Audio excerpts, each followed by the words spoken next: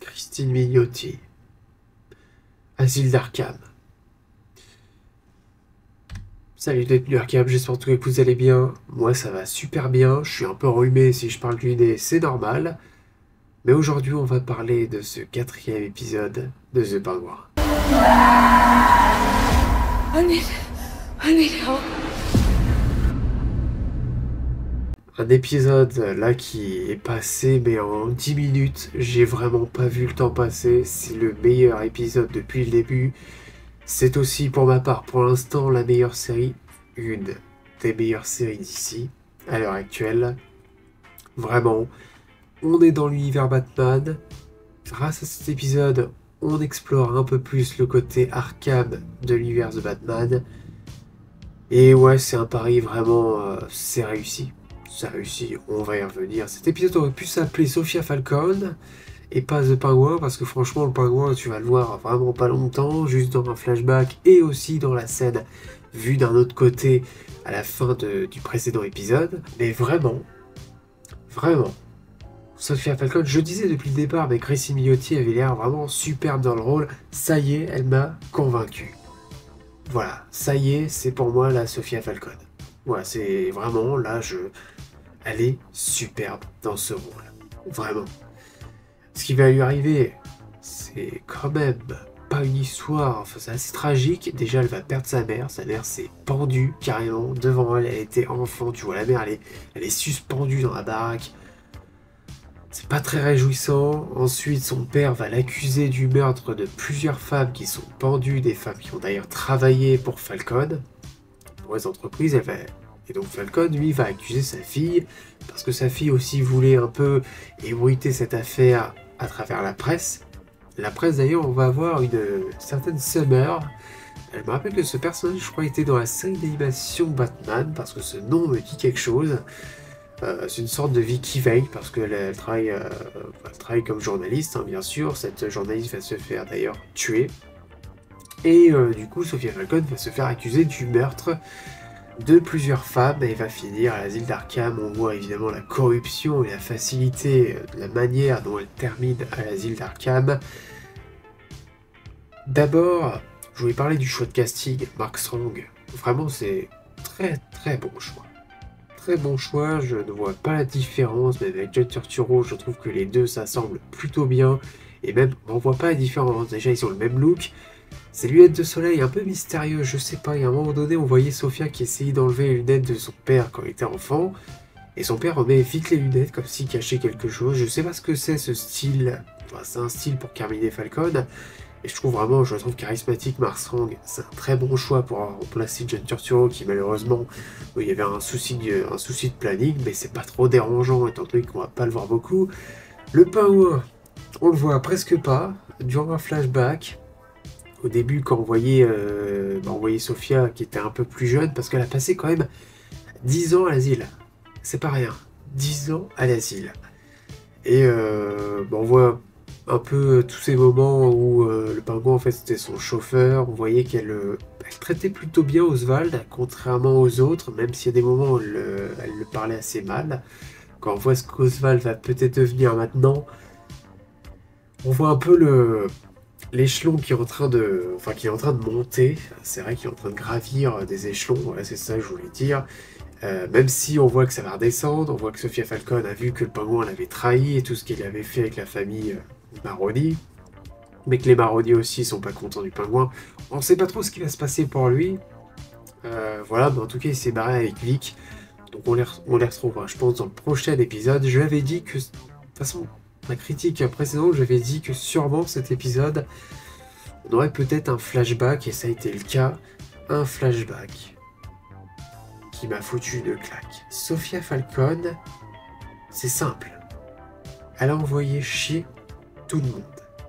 Elle a réussi son coup, c'est la femme puissance 1000, puissante, la femme qui a du caractère, qui se laisse pas faire, et qui a réussi son coup, mais je vous emmerde. Putain, c'était ouf. D'abord, Arkham. Ça, c'est une représentation d'Arkham que je veux, que je voulais, que j'ai eu. J'ai pas vu encore le bâtiment de l'extérieur. On ne l'a pas vu encore dans The Batman. Mais en tout cas, et à un moment donné, d'ailleurs, Sophia qui va parler avec, je crois que c'est sa nièce, et elle va lui dire, j'aime bien la manière dont elle fait la métaphore, comme quoi Arkham c'est un donjon très sombre. J'aime bien ce mot donjon pour l'asile d'Arkham, c'est pas mal. Et non mais l'asile d'Arkham, on a vu que le côté femme, mais bon, les femmes sont parfois plus violentes que les hommes, c'est vrai. Mais ce qui se passe dans cet asile, c'est... Ah ouais, voilà. On a vu des adaptations d'Asile d'Arkham, j'aime bien celui de la série Gotham, attention, j'aime beaucoup ce qui s'y passe aussi. Les gens sont complètement tarés. J'aime bien aussi l'adaptation dans Joker Folie à 2, je vous l'ai dit, ce film qui a été apparemment détesté. Et mais là, on a poussé le niveau beaucoup plus loin. On voit ce qu'on fait déjà quand t'es impatient et que t'arrives, toutes les fouilles qu'on va te faire, tu vas passer un sacré traitement avant, voilà, un nettoyage, ça va même plus loin, enfin vraiment. Voilà, on sent que ça déconne pas. On sent aussi la corruption dans cet asile. Encore une fois, la corruption est absolument partout et que Falcon a, je pense, la moitié des gardes, même déjà le patron de l'asile.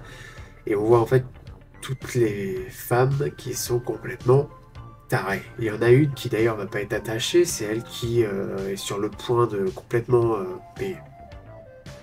tabasser Sophia. À un moment donné, c'est violent, c'est une violence, mais c'est hors norme. Non, vraiment, en fait, on ressent que dans cet asile, c'est des tarés et on ressent vraiment l'angoisse vraiment anxiogène dans cet asile. On a vraiment des tarés et ça fait plaisir aussi parce qu'on a une référence, on a un personnage de l'univers de Batman, McPhee. Et ouais, j'étais très étonné, je me suis dit, est-ce qu'on va avoir un Joker? Peut-être pas. Est-ce qu'on va avoir un méchant de l'univers Batman? J'en doute. Et non, on a eu McPhee, c'est pas la plus grande méchante qui soit, mais ça fait toujours plaisir, elle est complètement tarée. Et elle va, on sait pas encore, peut-être pas mourir. Je ne pense pas quand même, on va peut-être la garder. Voilà, ce qu'on te présente un méchant, donc on va pas la tuer tout de suite, c'est pas la plus grande méchante, je le dis encore, mais elle est complètement tarée. Vraiment. Sophia se méfie absolument de tout le monde, on comprend en fait pour quelle raison elle a mis autant de temps d'avoir confiance en Oswald, parce que vu ce qui lui est arrivé, tout le monde l'a trahi, toute la famille l'a trahi, son père lui-même. T'arrives dans l'asile, en plus il n'y a personne en qui tu peux avoir confiance, à part son docteur Julian, mais elle se méfie de lui aussi. On va voir après que Julian en fait est pas si méchant que ça pour elle, même si c'est peut-être qu'il a des sentiments pour elle. Je sais pas trop encore dans quel horizon on va se diriger avec lui. Voilà, avec toutes les thérapies qu'il faisait sur elle, les costumes d'Asile d'Arkham, enfin du State Hospital, enfin du Arkham State Hospital plutôt. Voilà, on voit les tenues, on voit les chaînes, il y a tout ce qu'il faut pour que ça soit l'asile d'Arkham. J'attends de voir un jour le bâtiment à l'extérieur. J'aimerais que ça soit sur une île. Je sais pas encore parce qu'on l'a jamais vu, mais en tout cas j'ai très très hâte.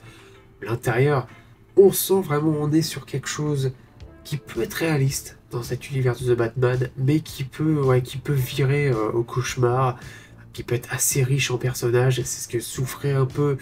Attention, je crache pas sur les films de Nolan parce que j'adore la trilogie Nolan, mais c'est ça qui me manquait. C'est ce côté-là. C'est ce côté vraiment où tu peux avoir n'importe quel méchant qui peut débarquer de n'importe quel côté, avec cet asile d'Arkham, avec ce côté horrifique, avec des gens complètement tarés, des méchants où j'espère quand même qu'on n'est pas comme l'homme mystère, qu'on dénature pas trop les personnages, qu'on ait quand même leur costume, la série Gotham, essayer, et je le dis encore, c'est vrai que j'en parle trop de la série Gotham, mais j'aime bien en parler, garder quand même, on reconnaissait les méchants justement, il faut pas qu'on dénature ça. Bon, on voit McPhee, mais on voit pas trop son costume. D'ailleurs, McPhee, on l'a voyé dans la série Gotham, dans la saison 5, elle avait pas trop d'utilité, mais elle était bien présente. Voilà, ensuite, fin de l'épisode. Ah, Sophia Falcon, je vous l'ai dit, mais là, elle a envoyé chez tout le monde. Voilà, j'ai cru qu'elle allait tuer sa nièce.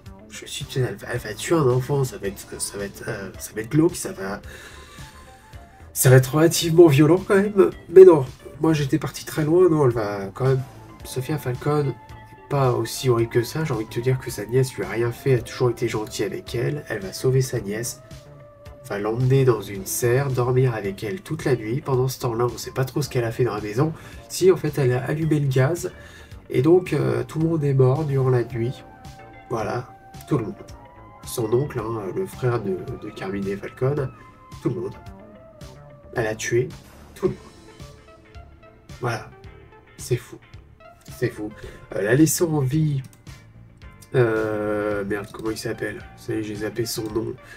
La laissant en vie, donc un des gars pour montrer que maintenant c'est voilà, Jodie Fitty. On en parlait en plus dans le précédent épisode. Elle a le flingue. Et puis... j'adore la manière en plus quand l'épisode se termine. Voilà, lâche des derniers mots. Et puis, fin de l'histoire. Fin de l'épisode. On n'a pas revu le pingouin, tu vois, on te laisse là-dessus. On te laisse sur Sophia Falcon, on voit la femme qu'on a en face de soi. C'est une femme forte, une femme puissante. Et je l'adore l'actrice. Voilà, je suis tombé sous le charme, je l'adore. J'adore ce perso, j'ai hâte d'en voir un peu plus et de voir ce que le pingouin va faire. Parce que tu vois ce qu'elle est capable de faire. On voit qu'on l'a jamais pris au sérieux, qu'elle a fini à l'asile d'Arkham pendant 10 ans, que son frère n'a rien pu faire. Qu'on l'appelait la tueuse au pendu. Ouais, on sait maintenant d'où vient ce nom aussi.